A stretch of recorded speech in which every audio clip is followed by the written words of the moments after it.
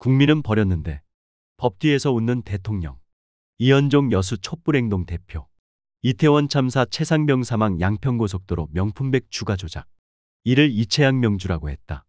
윤석열 김건희 부부가 일으킨 일들을 모아서 만든 오자성어로 22대 총선을 치를 때 유행어가 되었다.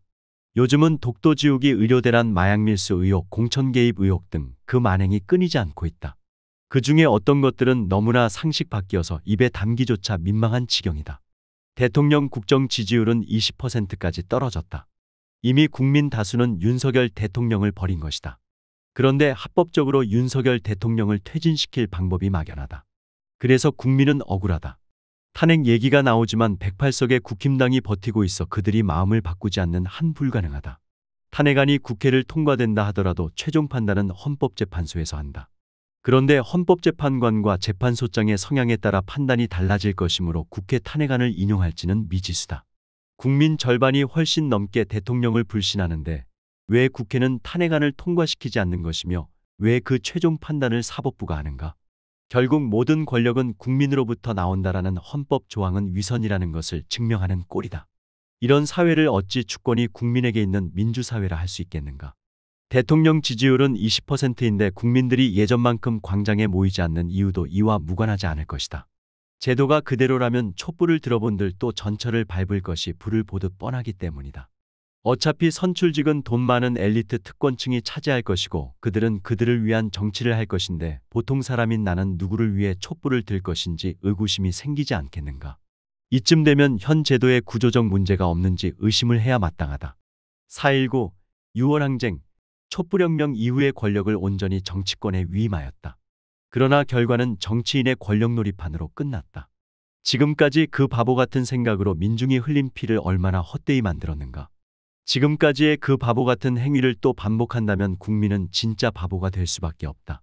요컨대 특권화된 엘리트 정치인들에게 또 권력을 위임한다면 우리 모두가 진짜 바보가 되는 것이다.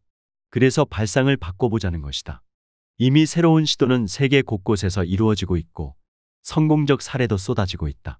새로운 민주주의는 소수 엘리트에 의한 정치를 넘어 보통 사람 다중의 지혜로 이루어지는 정치로 선회하고 있다.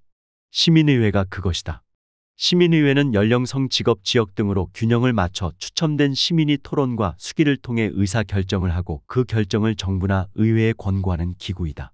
확대된 배심원제와 유사하다고 볼 수 있다.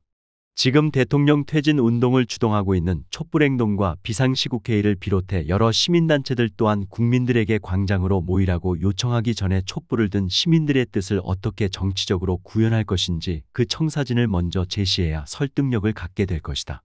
그 방법은 이미 국민으로부터 신뢰를 잃은 국회의 구걸이 아니라 국민을 위한 민주정치를 실질적으로 구현할 수 있는 대안을 제시해야 마땅하다.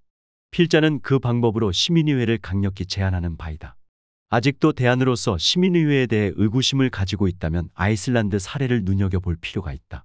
아이슬란드는 2009년 주부들이 냄비와 후라이팬을 들고 나와 두들기며 정부가 무너졌다.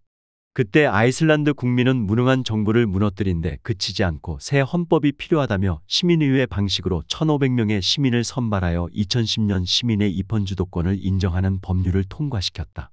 우리 국민도 충분히 그럴 만한 역량이 있다고 본다. 민중을 믿고 두드려라. 그러면 열릴 것이다. 물론 그보다 더 참다운 방법으로 필자를 설득한다면 얼마든지 내 뜻을 바꿀 준비도 되어 있다.